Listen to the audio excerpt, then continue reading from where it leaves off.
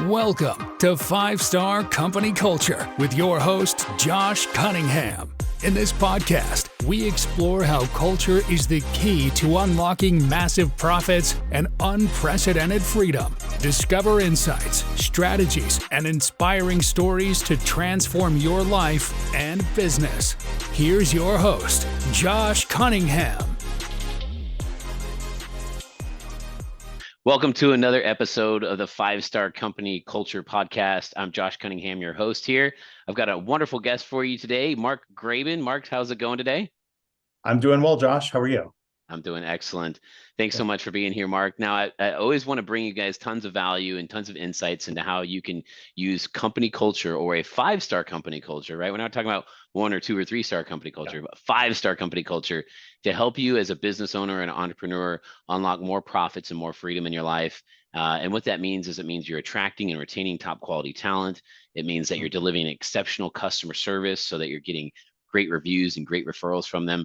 And then as a business owner, you're relieving some of that weight, some of that pressure that you have as that leader at the top of having to always come up with all the right decisions and all the right ideas, being able to empower your people and create an organization where you're able to move people forward, learn from your mistakes, lift each other up, and become better versions of yourself each and every day. So Mark is actually author of a book that's coming out this June, The Mistakes That Make Us, Cultivating a Culture of Learning and Innovation. And he's got some awesome stories to tell us today about good company culture and bad company culture and the impacts that might have on your business. So Mark, why don't you take it away and tell our audience a little bit about yourself and your professional career here? Yeah, well, thanks, Josh. And, thank you for having me here. And I love the idea of the podcast and what you're doing with your business. Culture, all other things being equal, I think culture is key.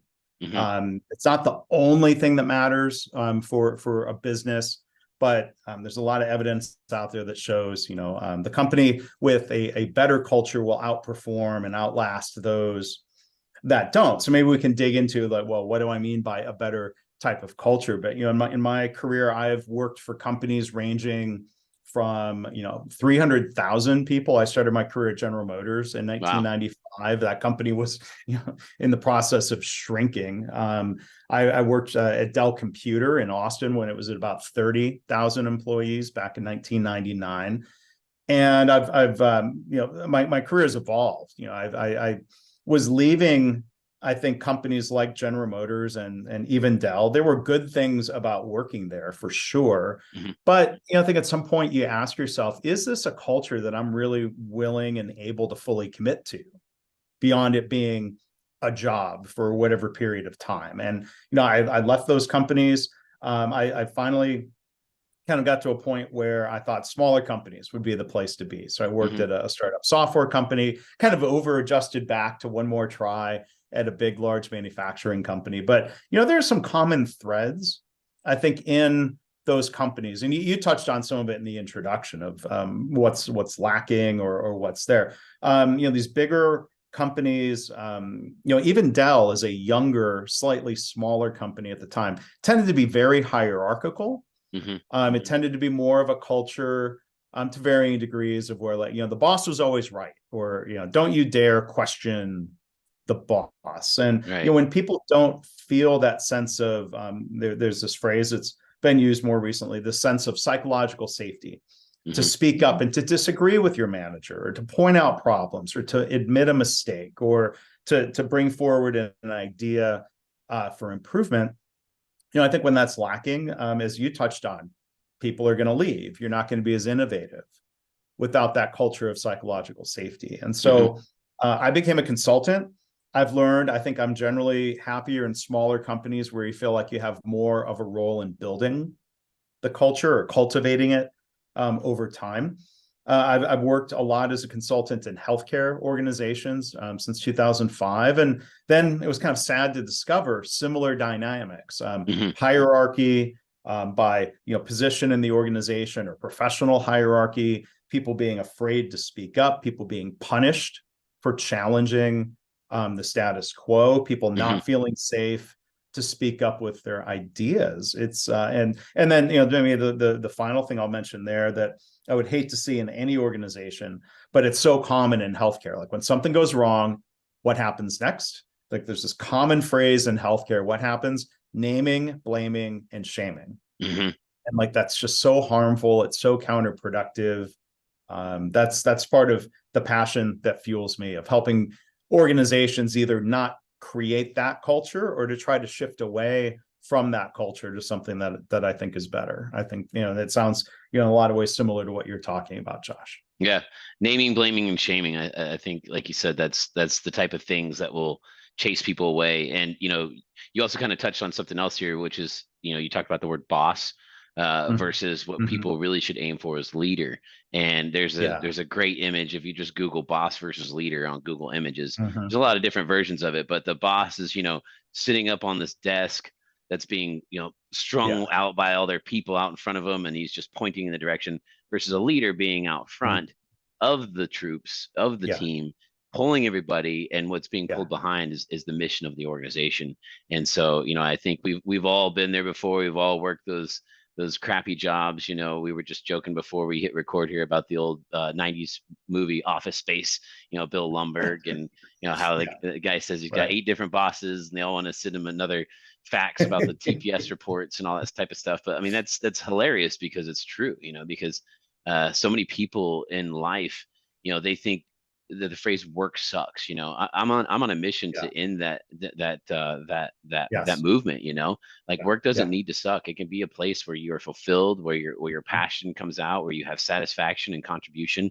And those are the types of places that, like you said, not just when things are going well, but when the going gets tough, that people are going to stay in the fight. They're going to, go to war with you. They're going to go to battle with you because they're following a leader and not just being, whipped in the back by a boss. Right. So, any other, great examples or stories on the type of negative culture that drives people away from organizations? I mean, like yourself, you obviously have a very successful career, and there was some great businesses that obviously lost your services because that culture repelled you from that organization.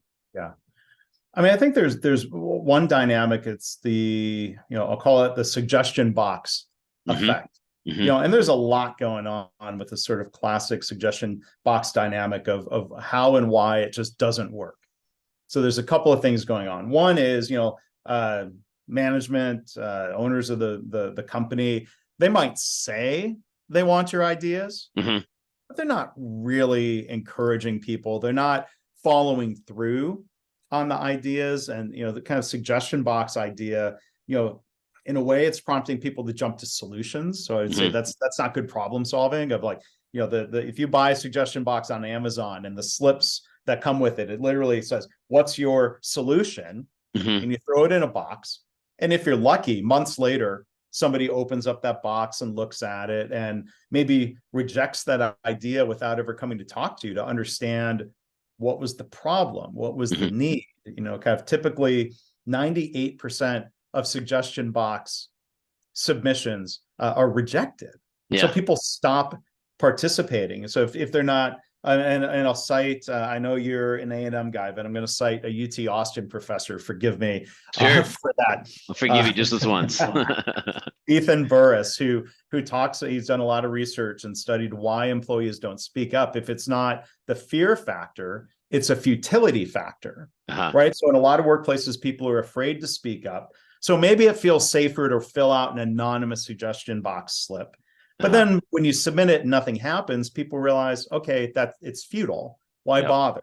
And they stop participating. And then leaders maybe draw the wrong conclusions of like, well, no one's putting anything in the suggestion box. I guess my employees don't have ideas. I guarantee, I would wager a large sum of money that that's not true, right?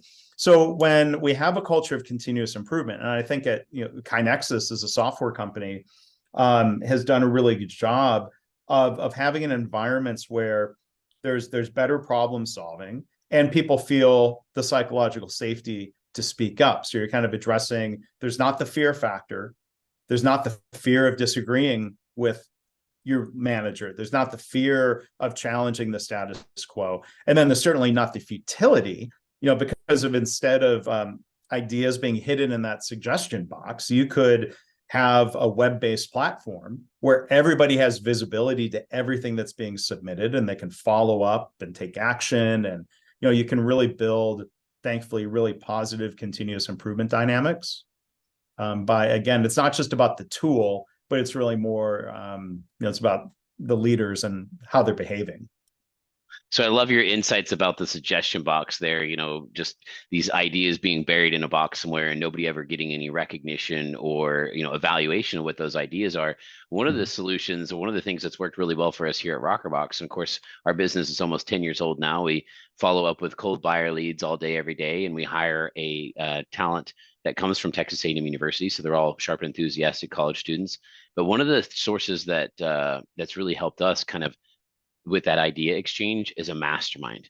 And a mastermind is not something that I invented. Of course, was invented by came to fruition from Napoleon Hill in his Thomas Classic Think and Grow Rich. And he studied all the most successful people in the world and determined that one of the common denominators is they all have mastermind groups where they get together, they talk about their struggles, they talk about solutions, and all of that idea exchange brings the group to new heights. And so, I thought a long time ago when I was first starting the business, if it's good enough for the most successful people that have lived on planet Earth, why not have something like that in our organization? So that's definitely something that we help other businesses teach and implement. But it's a mastermind concept where we all get together as a group and everybody sits down and we say, what are we doing well and what can we improve on? And it's prefaced before we even start that this is a brainstorming session. This is a safe space for idea exchange. And we're not going to be shooting down ideas, and we're not even necessarily going to be taking action. Like you said, the suggestion box isn't about always immediately coming up with a solution. It's about the idea exchange. And sometimes you just have to plant the seed for an idea and let people marinate on it and conversate about it. And it's normally not for a couple days till we actually digest all the ideas, all the brainstorming, and then we say, okay, this is what we're going to take action on. And it's great because the people in our organization get to see that their ideas matter, that their opinion counts, and that they're able to help grow the organization, no matter whether they've been with us for a week or whether they've been with us for 5 years, that insight counts. So yeah, I love the insights there. 98% of ideas from the suggestion box just get buried right there in the box. So and then if I can real quick, I mean, when you see really an effective continuous improvement model, you're seeing more like 90% implementation rate instead of 2%, like 90%. And that doesn't mean 90% of the time the idea that first gets brought forward is perfect or even doable. It comes from iteration of like finding something, right? So I think instead of jumping to solutions, when you identify the problem or the need or the opportunity, then that's what you anchor on is solving the problem, not saying yes or no to the idea or the suggestion. And then just, final quick point, there are people who have tried digitizing the suggestion box. And I'm like, that doesn't work either. When the mindset is very similar. And thankfully there are good lessons out there of, what we can do differently to really create that culture of continuous improvement. Yeah. Great insight there. Any other stories from your experience? I know you talked about being an advisor for KaiNexus and being able to help create awareness for that, constant never-ending improvement and being able to learn from mistakes. Any other stories or insights from your experience with working with them? Well, I mean, there's a really strong culture of psychological safety is kind of the foundation and the underpinning that then enables a culture of learning from mistakes. And then learning from mistakes is one way you improve. Then you can have, a culture of continuous improvement. And a lot of times it's proactive, right? It's not always reacting to a mistake, but it kind of all builds upon itself. And, within that culture, it's one thing to say things like, we want you to feel safe, or this is a safe space. What really matters, and I'm guessing, I'm sure you seem to really understand this, Josh, what you do matters more than what you say, right? So you can try to encourage people. We want you to speak up. This is safe. Then the first time people feel unsafe, they're going to shut down. And that's understandable. So I think, one thing KaiNexus does well, and you look at the lessons around how do you create the conditions for psychological safety in a workplace. Tim Clark, who I respect and cite a lot, author of a book called The 4 Stages of Psychological Safety. I want to credit him for this. His studies have found really there's 2 things that leaders do. One is modeling certain behaviors and then rewarding those behaviors. So those behaviors might include admitting a mistake, right? So one of the two co-founders, who's the CEO at KaiNexus, Greg Jacobson, readily admits mistakes. And not for the purpose of shaming himself or to be ridiculed, but for the purposes of learning. And just to demonstrate, hey, none of us are perfect, not even co-founder CEO. When he admits mistakes, that's modeling that behavior. And then when other people follow his lead, so like we do a twice a year meeting that sounds a lot like what you describe as a mastermind. Like everyone kind of gives a report on, in the last 6 months, what went well, what went wrong, or what could have gone better. And leaders in those reviews quite often will say in very plain language, I made mistakes. And then that admission is rewarded by Greg and other senior leaders. It's appreciated, it's thanked, it's certainly not punished. The focus is on learning. And then, one of those, if you will, middle leaders, so the vice president level is reacting to the model example set by the CEO. Well, then the people reporting that at vice president are seeing that leader modeling behaviors that they can respond to. And when they speak up about mistakes, failures, problems, guess what? That's rewarded, right? So these sort of loops of modeling and rewarding behaviors such as admitting mistakes, that's really how you build culture. Yeah. I can remember vividly the first time I witnessed a leader do exactly that as well. I got my start in the real estate space over a decade ago, and real estate, I love it. But I got to admit, it's a very ego-driven industry. It's one of the few industries where people still have their picture on their business card, right? I was just thinking that, or on bus stop benches, bus stops and billboards. Yeah, exactly. And so in that space, when I started going to conferences and events and stuff, you would see that a lot of that ego would show up. People would talk about how great they are, how many deals they did, what their GCI was, what their net revenue was, and so it's a lot of building themselves up. And I was just always entrenched in that environment. And then one of my first business mentors and really good friends, Frank Klesitz, the founder and CEO of Our Marketing, incredibly sharp guy, built a marketing firm doing really cutting edge stuff over a decade ago with video marketing before that became really popular.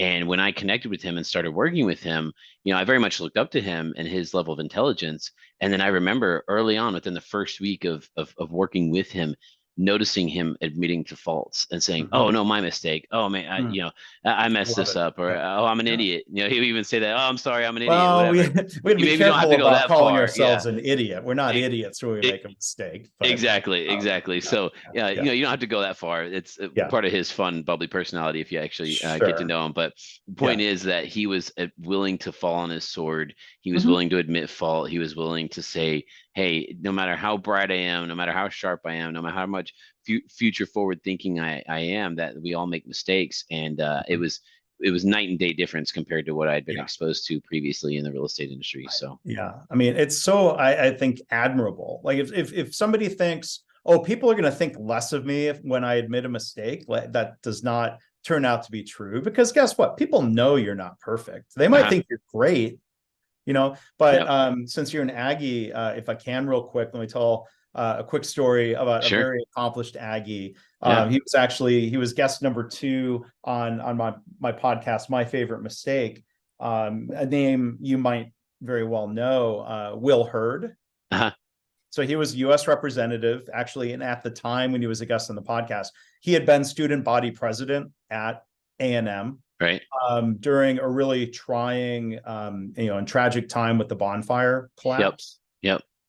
And he in those difficult times shined as a leader. He ended up in the CIA, and long story short, he's been incredibly accomplished.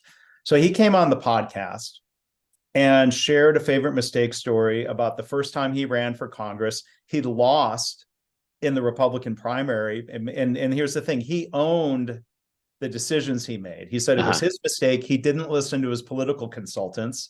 He thought he knew better, and he lost. And I just really appreciate he wasn't blaming them for not being more convincing.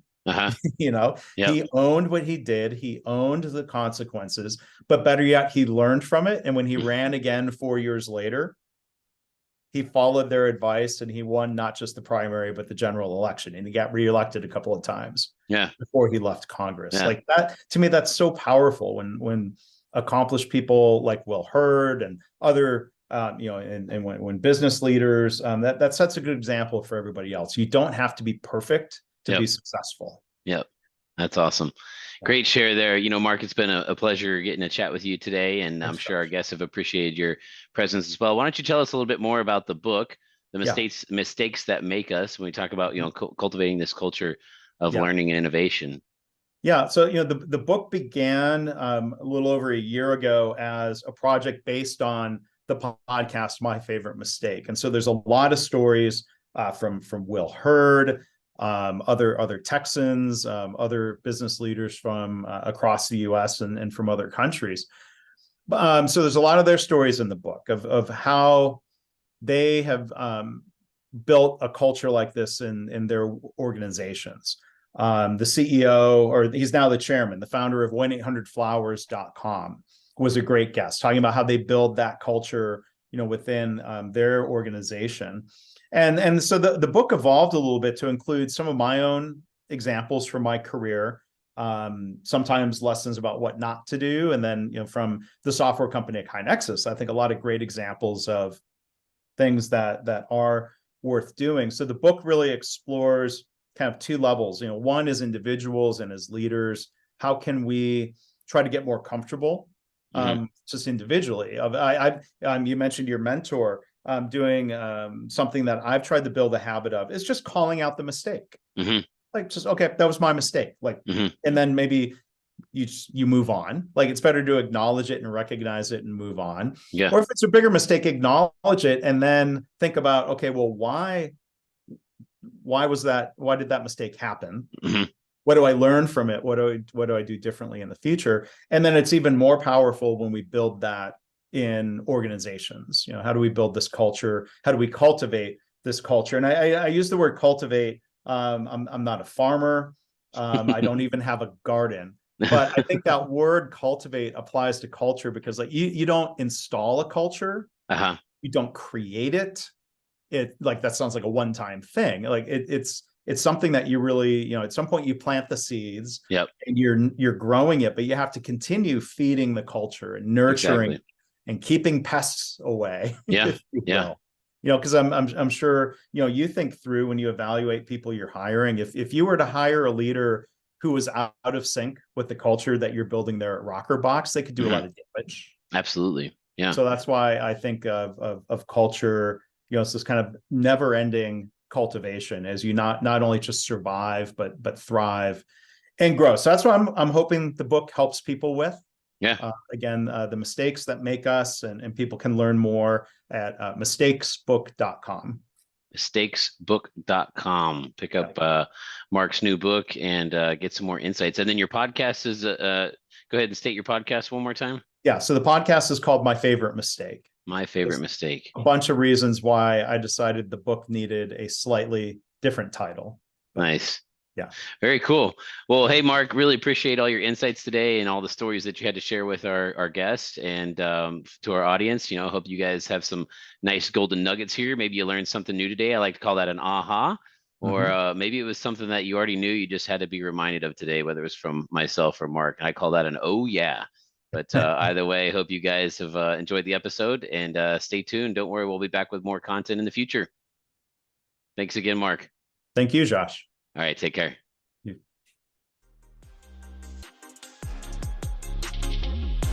Thank you for tuning in to 5-Star Company Culture with Josh Cunningham. Embrace these lessons to elevate your business and join the ranks of thriving organizations. Stay tuned for more episodes. And until next time, remember, culture is the key to your success.